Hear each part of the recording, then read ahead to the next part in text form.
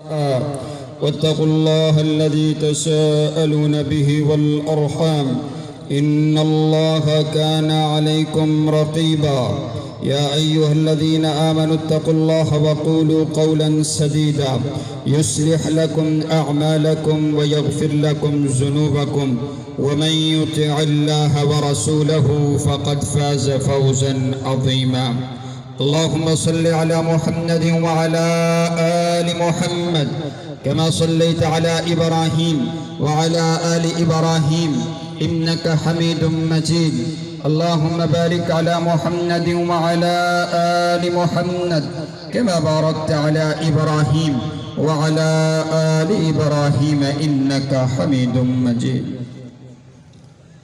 معزز سامعین، معزز سامعات، هذا عیدنا تقبل اللہ منا ومنکم۔ صحیح البخاری کی روایت ہے، نبی علیہ السلام نے ارشاد فرمایا ان لکل قوم عیدا، ہر قوم کا ایک تہوار ہوتا ہے، ہر قوم کی ایک خوشی کا دن ہوتا ہے، ہر قوم کا عید کا ایک دن ہوا کرتا ہے۔ وَهَذَا عِيدُنَا، اور ہماری خوشی کا دن، ہماری مسرت کا دن، ہماری عید کا دن، یہ آج کا دن ہماری عید کا دن ہے، جس عید کا آغاز ہم نماز سے کر چکے ہیں۔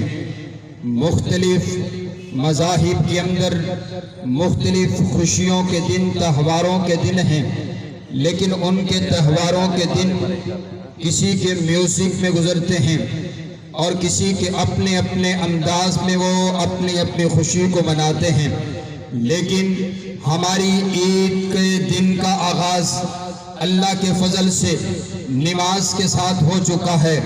حضرات گرامی قدر، عید کے دن 4 ایام ہیں، 4 ایام عید کے دن ہیں۔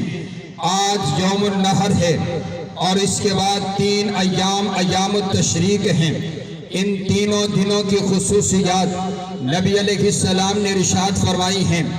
آپ فرماتے ہیں ایام التشریق ایام اکل و شرب، یہ جو ایام تشریق ہے یہ کھانے پینے کے دن ہیں، اور یہیں پر بات ختم نہیں ہوئی۔ ہم نے صرف یہیں تک بات سمجھی ہے کہ عید کے دن صرف کھانے پینے کے دن ہیں، کھانا کھا کر کے اے سی کے اندر لیٹ کر کے سو جایا جائے، کھانا کھا کر کے آرام کی نیند سو جایا جائے۔ لیکن تیسرا جملہ بھی سماعت کیجئے، آپ علیہ السلام نے ارشاد فرمایا ایام اکل و شرب و ذکر اللہ، یہ صرف کھانے اور پینے کے ذکر دن نہیں ہیں، بلکہ یہ اللہ کے ذکر کے دن ہیں۔ یہ ایام التشریق اللہ اللہ کرنے کے ایام ہیں، یہ ذکر اللہ کرنے کے ایام ہیں، اور آپ کو یہ نعرہ ملا ہے، آپ کے حصے میں یہ تکبیر آئی ہے، جس کے بارے میں نبی علیہ السلام نے فرمایا وَلَا كَبَّرَ مُكَبِّرٌ، جو تکبیرات کو پڑھتا ہے۔ کون سی تکبیرات؟ اللہ اکبر، اللہ اکبر، لا الہ الا اللہ، اللہ اکبر، اللہ اکبر، وَلِلَّهِ الحمد۔ میرے نبی فرماتے ہیں جو بندہ ایک مرتبہ اس تکبیر کو پڑھتا ہے اِلَّا بُشِّرَ بِالْجَنَّةِ، یہ جتنی بار ان تکبیرات کو پڑھتا ہے ہر تکبیر کے پڑھنے کے اوپر اللہ اس بندے کو جنت کی خوشخبری سناتا ہے۔ سبحان اللہ، سبحان اللہ۔ آپ کا وقت میں نے زیادہ نہیں لینا، انشاءاللہ 10 سے 12 منٹ میں بات مکمل ہو جائے گی۔ حضرات گرامی قدر، عید کے 4 دن ہیں، ان 4 دنوں میں ہم قربانی کر سکتے ہیں۔ آئیے اب بات کو سمجھتے ہیں، قربانی کہتے کسے ہیں؟ ہم نے تو یہ سمجھا ہے کہ بکرے کی گردن پر چھری کو چلانا قربانی کہا جاتا ہے، بچڑے کی گردن پر چھری کو چلانا عرف عام نے قربانی کہا کہا جاتا ہے، لیکن نہیں اس کو قربانی نہیں کہا جاتا، بلکہ اس کو تو اضحیہ کہا جاتا ہے۔ قربانی کا معنی و مفہوم اور ہے، قربانی قرب سے ہے۔ قربانی کا معنی اور مفہوم علماء نے بیان کیا، ما یتقرب بہ الی اللہ عز وجل، جس چیز کے ذریعہ سے اللہ کا قرب حاصل کرنے کی کوشش کی جائے اسے قربانی کہا جاتا ہے۔ ہم نے صرف یہ سمجھ لیا ہے کہ جانور کو قربان کرنا قربانی کا نام دے دیا گیا، لیکن حضرات گرامی قدر اللہ کی رضا کے لیے، اللہ کی خوشنودی حاصل کرنے کے لیے اس کی کوشش میں لگے رہنے کو قربانی کہا جاتا ہے۔ آپ ابراہیم علیہ السلام کی زندگی دیکھیے، ابراہیم علیہ السلام نے صرف جنت سے آنے والے دمبے کو ہی ذبح نہیں کیا ہے، بلکہ آپ کی زندگی میں آپ نے بہت سی قربانیاں اللہ کا قرب حاصل کرنے کے لیے دی ہیں۔ آپ نے پہلی قربانی اپنے والد کی دی ہے۔ آپ کے بھی والدین ہیں، آپ کو پتہ ہے بچے کو اپنے والد سے بڑا پیار ہوا کرتا ہے۔ ایک بیٹا اپنے والد کو دیکھ کر کے پروان چڑھا کرتا ہے، ایک بیٹے کا والد اس کا ہیرو ہوا کرتا ہے۔ سب سے زیادہ محبت ایک انسان کو اپنے والدین سے ہوا کرتی ہے۔ لیکن میں قربان جاؤں، حضرت ابراہیم علیہ السلام نے اللہ کا قرب حاصل کرنے کے لیے اپنے باپ کی قربانی دے دی۔ دوسرے نمبر پر حضرت ابراہیم نے اللہ کا قرب حاصل کرنے کے لیے اپنی وراثت کی قربانی دے دی۔ باپ بہت امیر ہے، بادشاہ کا سیکٹری ہے، بتوں کو بناتا ہے اور بہت بڑا گھرانہ ہے اور بہت سی مال و دولت ہے۔ حضرت ابراہیم نے نہیں دیکھا یہ تو گدی ان کے بعد مجھے ملے گی، لوگ میرے سامنے جھکا کے رکھ کریں گے، یہ مال و دولت مجھے ملے گا۔ آپ نے اللہ کے قرب کو حاصل کرنے کے لیے مال کو قربان کر لیا، شہرت کو قربان کر دیا، دولت کو قربان کر دیا، وراثت کو قربان کر دیا، اور یہی تلک بس نہیں ہے۔ حضرت ابراہیم نے اللہ کا قرب حاصل کرنے کے لیے اپنے خاندان کو قربان کر دیا۔ حضرت ابراہیم نے اللہ کا قرب حاصل کرنے کے لیے اپنے دوست یاروں کو قربان کر دیا، اللہ کا قرب حاصل کرنے کے لیے اپنے وطن کو قربان کر دیا، اللہ کا قرب حاصل کرنے کے لیے اپنی بیوی اور بچے کو ویرانوں کے اندر چھوڑ دیا، اللہ کا قرب حاصل کرنے کے لیے اپنی جان کا نذرانہ پیش کرتے ہوئے جلتی ہوئی چیخا میں چھلانگ کو لگا دیا۔ اللہ کا قرب حاصل کرنے کے لیے وہ بیٹا جو رات کو اور جو بڑھاپے میں رو رو کر کے جھولیاں اٹھا کر کے رب سے مانگا تھا، اس بیٹے کی گردن پر چھری کو چلایا تو بولو کس کے لیے؟ اللہ کا قرب حاصل کرنے کے لیے۔ آپ نے تو میں نے یہی سمجھا ہے نا صرف جانور کو قربان کر دیا جائے اور تیری قربانی ہو گئی اور میری قربانی ہو گئی۔ نہیں، قربانی اس چیز کا نام کوئی نہیں ہے، قربانی نام یہ ہے۔ آپ میں سے کتنے لوگ ہیں جو اللہ کا قرب حاصل کرنے کے لیے رات کو اپنی نیند کی قربانی کر کے تہجد کی نماز کے لیے کھڑا ہو کر کے اللہ کا قرب حاصل کرنے کے لیے تیار ہو؟ آپ میں سے کتنے لوگ ہیں جو اپنے دن کی قربانی اللہ کا قرب حاصل کرنے کے لیے دیں، اپنی رات کی قربانی اللہ کا قرب حاصل کرنے کے لیے دیں، اپنے مال کی قربانی اللہ کا قرب حاصل کرنے کے لیے دیں، اپنی خواہشات کی قربانی اللہ کا قرب حاصل کرنے کے لیے دیں، اپنے خاندان کی قربانی اللہ کا قرب حاصل کرنے کے لیے دیں، اپنی روایات کی قربانی اللہ کا قرب حاصل کرنے کے لیے دیں، اپنا لائف سٹائل قربان کر دیں اللہ کے قرب کے لیے، یہاں تلک کے اپنی جان کا نذرانہ بھی پیش کر دیں اللہ کے قرب کو حاصل کرنے کے لیے۔ معزز سامعین، اگر ایسا ہے تو آپ کو مبارک ہو، آپ نے اپنے رب سے کیا ہوا وعدہ پورا کر دیا کہ قل ان صلاتی و نسکی و محیایا و مماتی للہ رب العالمین۔ اے اللہ، میرا تجھ سے وعدہ ہے، میرا جینا بھی تیرے لیے، میرا مرنا بھی تیرے لیے، میری نماز بھی تیرے لیے، میرا سجدہ بھی تیرے لیے، میرا رکوع بھی تیرے لیے، میری نظر بھی تیرے لیے، میری نیاز بھی تیرے لیے، میری منت بھی تیرے لیے، میری منوتی بھی تیرے لیے، میری حیات بھی تیرے لیے، میری قربانی بھی تیرے لیے، میرا وجود تیرے لیے، میرا تحرک تیرے لیے، میرا جوش اور جذبہ تیرے لیے، میری اولاد تیرے لیے، میرا خاندان تیرے لیے، میری میری زندگی تیرے لیے، میری موت تیرے لیے، اے اللہ میں یہ سب کچھ تیرے راستے میں قربان کرنے کے لیے تیار ہوں، تیری رضا کے لیے اپنا سب کچھ قربان کرنے کے لیے تیار ہوں، تیرے حکم پر اپنا سب کچھ قربان کرنے کے لیے تیار ہوں، تیری محبت کے اندر اپنا سب کچھ قربان کرنے کے لیے تیار ہوں۔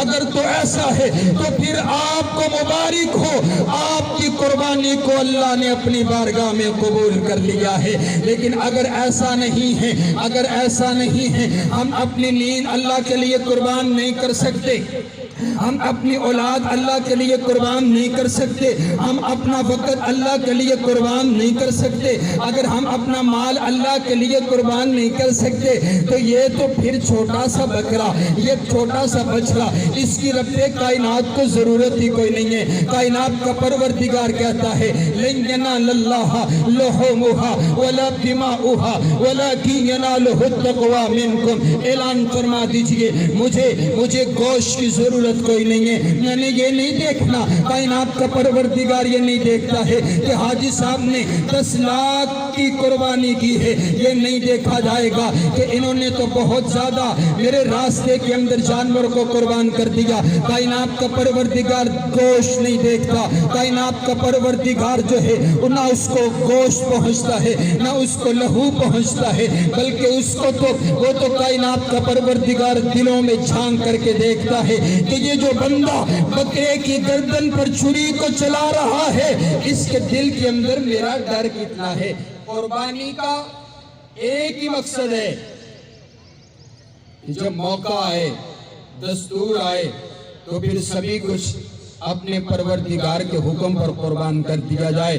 اسی لیے نبی علیہ السلام نے دعا سکھائی ہے، قربانی کرتے ہوئے تکبیرات کے بعد نبی علیہ السلام نے دعا سکھلائی ہے۔ آپ کو اور ہمیں کیا معلوم دعا کا؟ پہلی تو بات یہ ہے کہ ہم ذبح خود نہیں کرتے ہیں، جانور لاکھ روپے کا خرید کر کے لے کر کے آگے ہیں، لیکن ذبح کون کر رہا ہے؟ ذبح کسائی سے کروایا جا رہا ہے، اور خود حاجی صاحب پیچھے ہو کر کے کھڑے ہو گئے ہیں کہ کہیں کسی لہو کا قطرہ میرے سفید کپڑوں میں نہ گر جائے۔ ہاں تجھے اپنی نفاست کی پرواہ ہے۔ کائنات کے سب سے عظیم ترین انسان، کائنات کے سب سے نفیس ترین انسان تیرے اور میرے پیارے پیغمبر علیہ السلام ہیں، جنہوں نے ایک وقت کے اندر 63 ایک وقت کے اندر اونٹ اپنے ہاتھ سے ذبح کیے ہیں۔ سبحان اللہ، یہ میرے نبی کی سنت ہے۔ پہلی تو بات یہ ہے، آج بکرا اپنے ہاتھ سے ذبح کرنا ہے،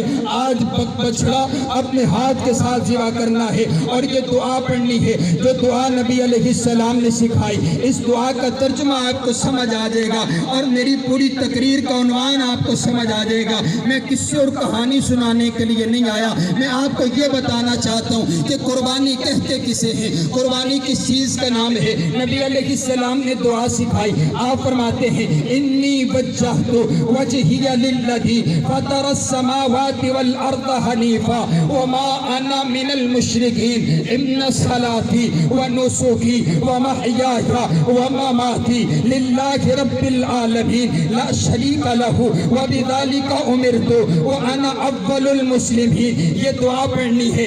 آپ کو اس دعا کا معنی نہیں معلوم، میں آپ کو بتاتا ہوں، آپ کو میری تقریر ساری کی ساری اس دعا کے اندر پڑھوئی ہوئی ملے گی۔ نبی علیہ السلام نے دعا سکھائی۔ اب دعا کا معنی کیا ہے؟ آپ ہاتھ میں چھری پکڑ کر کے ذبح کرنے سے پہلے اللہ کے ساتھ یہ وعدہ کرتے ہیں، اللہ کے ساتھ یہ عہد کرتے ہیں، اور اس دعا کا معنی یہ ہے کہ میں نے اپنی ذات کو سپرد کر دیا اس ہستی کے لیے جس نے زمین و آسمان کو پیدا کیا، حنیفہ یکسو ہو کر کے میں سب سے کٹ کر کے اپنے پروردگار کے ساتھ جڑ چکا ہوں۔ جانور ذبح کرنے سے پہلے اللہ کے ساتھ یہ عہد کیجئے کہ اے میرے مولا، تو نے مجھ سے جانور کی قربانی مانگی، دیکھئے نا میں نے کتنا بڑا بچڑا تیری راستے میں قربان کر دیا، کل اگر تو میری قربانی مانگتا ہے میں اپنے اپنی قربانی دینے کے لیے بھی تیار ہوں. کل اگر تو والدین کی قربانی مانگتے ہیں دینے کے لیے تیار ہوں, میں اس کے لیے بھی تیار ہوں. حضرات گرامی قدر آئیے, نبی علیہ السلام نے قربانی کے اصول و ضوابط بھی بتا دیے, کن کن احباب کی قربانی قبول ہوگی, کن کن کی نہیں ہوگی. آئیے آخری 3 سے 4 منٹ آپ کو یہ بھی تو پتہ چلے نا کہ آپ کی قربانی قبول بھی ہوگی کہ نہیں ہوگی. نبی علیہ السلام نے اصول بتا دیا ہے. آپ علیہ السلام فرماتے ہیں انما الاعمال بالنیات, تمام کے تمام اعمال کا دار و مدار نیتوں پر ہے. اگر نیت درست ہے, اعمال درست ہے, ثواب مکمل ملے گا. لیکن اگر نیت درست نہیں ہے, نیت صرف یہ ہے کہ لوگوں کو پتہ چلنا چاہیے کہ میں نے 1 لاکھ کی قربانی کی ہے. بھائی آ گیا, چھوٹا بیٹا پوچھا گیا, بھائی تیرے تو حالات اچھے نہیں ہیں, تو نے قربانی کیوں کی ہے؟ کہا بھائی ساتھ والے گھر والوں نے بھی قربانی کی, اگر میں نہیں کرتا ہوں تو بچے مجھے تنگ کرتے ہیں. اگر آپ نے قربانی کیوں کی ہے؟ حاجی صاحب 4 لاکھ کا بچڑا لے کر کے آگے چوک کے اندر باندھ دیا ہے کہ چلتے پھر تو لوگوں کو پتہ چلنا چاہیے کہ ہم نے 4 لاکھ کی قربانی کی ہے. 4 لاکھ روپے تو خرچ کر دیا, لیکن اللہ کے راستے کے اندر قبول بھی ہے کہ نہیں ہے؟ رب کعبہ کی قسم ہے, کائنات کا پروردگار اس انداز کے ساتھ اعمال کو قبول نہیں کرتا ہے, بلکہ کائنات کے پروردگار نے تو اعلان کر دیا. میرے نبی فرماتے ہیں ایک بندہ اگر اخلاص نیت کے ساتھ 1 کھجور اللہ کے راستے میں صدقہ کرتا ہے, کائنات کا پروردگار اس کھجور کو اپنے ہاتھ کے اوپر رکھ کر کے اس کھجور کو پالتا چلا جاتا ہے, اس کھجور کو بڑا کرتا چلا جاتا ہے. پھر کل قیامت کا دن ہوتا ہے, یہ بندہ رب کی عدالت میں پیش ہوتا ہے, اس کے نامہ اعمال کو کھولا جاتا ہے. جب نامہ اعمال کو کھولا جاتا ہے, اس کے نامہ اعمال میں نیکیاں کم پڑ جاتی ہے. کائنات کا پروردگار آرڈر کرتا ہے, ایک بہت بڑا پہاڑ نیکیوں کا انبار اس کے نامہ اعمال میں رکھ دیا جاتا ہے. بندہ عرض کرتا ہے ربا میں نے تو اتنی نیکیاں کی کوئی نہیں ہے, یہ نیکیاں میرے نامہ اعمال میں کیسے آ گئی؟ کائنات کا پروردگار کہتا ہے او میرے بندے, تو نے میرے راستے میں اخلاص نیت کے ساتھ میری رضا کے لیے, میری خوشنودی کے لیے, میری محبت کے اندر مجھے خوش کرنے کے لیے 1 کھجور صدقہ کی تھی, میں نے تیری اس کھجور کو اتنا بڑا پہاڑ بنا دیا. معلوم یہ پڑا کہ 4 لاکھ کی قربانی کی ضرورت نہیں ہے کہ 4 لاکھ کی جائے. حصہ ڈالا ہے, پتہ کسی کو نہیں ہے, بندے کو پتہ ہے, رب کو پتہ ہے, اللہ تیرے راستے میں نے قربان کر دیا. حضرات گرامی قدر, بے نماز انسان کی قربانی قبول نہیں ہوگی. بے نماز جو مستقل بے نمازی ہے, اس بے نمازی کی قربانی فصلی لربک وانحر قل ان صلاتی و نسکی, پہلے نماز پھر قربانی. اگر نماز نہیں پڑھی ہے, ہم میں سے کچھ خدا نخواستہ ایسے بھی لوگ ہوں گے جنہوں نے فجر کی نماز کو بھی ادا نہیں کیا ہوگا اور قربانی کے لیے تیار بیٹھے ہیں, ان کے لیے لمحہ فکریہ ہے, نماز نہیں پڑھی. علماء کا موقف ہے جو بے نمازی ہے اس کا اسلام کے ساتھ کوئی تعلق نہیں. یہاں تک کہ علامہ عبد القادر جیلانی رحمہ اللہ تعالیٰ نے لکھا ہے کہ جو بے نمازی ہے اس کو مسلمانوں کی طرح غسل نہ دیا جائے. جو بے نمازی ہے اور توبہ کیے بغیر مر گیا, اس کو مسلمانوں کی طرح اس کا جنازہ نہ پڑھایا جائے, اس کے لیے دعا نہ کی جائے, اس کو قبرستان کے اندر مسلمانوں کے قبرستان میں دفنایا بھی نہ جائے. اسے لے جاؤ یہودیوں کے قبرستان میں, اسے لے جاؤ عیسائیوں کے قبرستان میں, اس کا مسلمانوں کی عید کے ساتھ تعلق نہیں, اس کا مسلمانوں کی جماعت کے ساتھ کوئی تعلق نہیں ہے. آئیے آخری بات, وہ کون سا تیسرا انسان ہے جس کی قربانی اللہ کے ہاں قبول نہیں ہوتی؟ میرے نبی نے فرما دیا وہ انسان جو حرام کی کمائی کے ساتھ قربانی خرید کر کے اللہ کے راستے میں قربان کرتا ہے. سود کھا کھا کر کے یہ بہت بڑا امیر زادہ یتیموں کا حق کھا کھا کر کے ہاں اب اللہ کے راستے میں حج کرنے کے لیے چل دیا ہے، اب اللہ کے راستے میں 10 لاکھ کی قربانی کرنے کے لیے تیار ہو گیا ہے۔ اللہ طیب ہے اور طیب مال کو پسند کرتا ہے۔ اگر آپ کے مال کے اندر سود کی ملاوٹ ہے، اللہ قربانی کو ضائع کر کے رکھ دے گا۔ حضرات گرامی قدر، اسی لیے تو میں کہتا ہوں نا، نبی علیہ السلام کے فرامین کے مطابق اپنے اعمال کو بچا لائیے۔ نبی علیہ السلام کی زندگی آپ کے اور میرے لیے اسوہ حسنہ ہے، آپ کے اور میرے لیے آئیڈیل اور نمونہ ہے۔ وہ انسان جو یتیموں کا مال کھا کر کے، مظلوموں کا مال کھا کر کے اللہ کے راستے میں جانور قربان کرنے کے لیے آیا بیٹھا ہے، اس کی کوئی قربانی نہیں ہے۔ یہاں تک کہ علماء نے یہاں تلک بھی لکھا ہے، اگر آپ نے 7 حصے ڈالے ہیں، ان 7 حصوں کے اندر ایک شخص وہ ہے جس کی کمائی سود کی ہے، تو وہ 7 حصوں کو بھی نظر ڈالنی پڑے گی۔ اگر ایک مشرک انسان ہے جس کا آپ کی بچڑے کے اندر ایک حصہ ہے، آپ کو اس کا بھی خیال کرنا پڑے گا۔ لیکن ہمارے ہاں دستور یہ ہے کہ مال غریبوں، یتیموں، ضعیفوں، مسکینوں کا کھا کر کے اللہ کے راستے میں جانور کو قربان کرنے کے لیے تیار ہے۔ وہ بلے شاہ ہے نا قصور کا، اس نے بڑی خوبصورت بات کہی ہے کہ تسی حاجوی کیتی جاندے ہو کہ نبی علیہ السلام کی احادیث ہی کافی ہیں، بھلے شان و پکی کرنا ہے۔ حضرات گرامی قدر، آئیے نبی علیہ السلام کے فرامین کے مطابق اپنی زندگی گزاریے، اور قربانی آپ خود کیجئے، اپنے بچوں کو پاس بٹھا کر کے۔ یہ ہمارے ہاں عجیب منظر ہے کہ بچوں کو کمروں میں بند کر دیا جاتے ہیں۔ قربانی جہاد کی ٹریننگ ہے، جہاد کی ٹریننگ، بچوں کو پاس بٹھا کر کے بتایا جائے کہ بیٹا اس انداز کے ساتھ اس کو اللہ کے راستے میں قربان کرنا ہے۔ اور قربانی کرنے کے بعد 3 حصے کیے جائیں۔ علماء نے لکھا ہے کہ 3 حصے آپ کیجئے۔ خوبصورت بات یہی ہے، اور قرآن پاک کی آیت کا مفہوم اور معنی بھی یہی ہے، اپنے لیے کھائیے، اپنے دوست اقربا کے لیے رکھیے، اور ضعیف، مسکین، یتیموں کے لیے اپنا گوشت جو ہے وہاں تک پہنچائیے۔ پورا سال ہی کھاتے ہیں ہم، آج کے دن تو ان لوگوں کو ملنا چاہیے جو لوگ پورا سال ان کو ملتا نہیں ہے۔ معزز سامعین، اسی انداز کے ساتھ جو آپ کے دروازے پر آ جائے نا، اس دروازے کو آنے والے کو جھڑکنا نہیں ہے، اس کو آپ ضرور حصہ دیجئے۔ عید کی خوشیوں کے اندر جو بھائی اپنے بھائی سے ناراض ہے، اس بھائی سے جا کر کے ملے اور اس کے ساتھ جا کر کے صلح کرے۔ اگر اس انداز کے ساتھ قربانی کی جا رہی ہے اور انا کو قربان نہیں کیا جا رہا، تو پھر اس کا بھی کوئی فائدہ نہیں۔ عید کا موقع ہے، آپ خوشیوں کو بانٹیے اور اپنے گوشت کو دوسرے احباب کے ساتھ بانٹیے، اور عید میں اپنے ورکر اور خاص طور پر آپ کی مسجد کا جو امام ہے، اس مسجد کے امام کا خیال رکھیے، اور اس کو جا کر کے بڑی خوبصورتی کے ساتھ اس کے بچوں کا خیال رکھیں۔ اسے عید کا گفٹ خاص طور پر جا کر کے آپ دے کر کے آئیں۔ آپ کا یہ فریضہ بنتا ہے، کائنات کا پروردگار آپ کا اور میرا حامی و ناصر ہو۔ جتنی لوگوں نے قربانیاں کرنی ہیں، کائنات کا پروردگار ہم سب کی قربانیوں کو اپنی بارگاہ کے اندر قبول فرمائے۔ دعا کیجئے، نبی علیہ السلام نے اس دعا کی پڑھی۔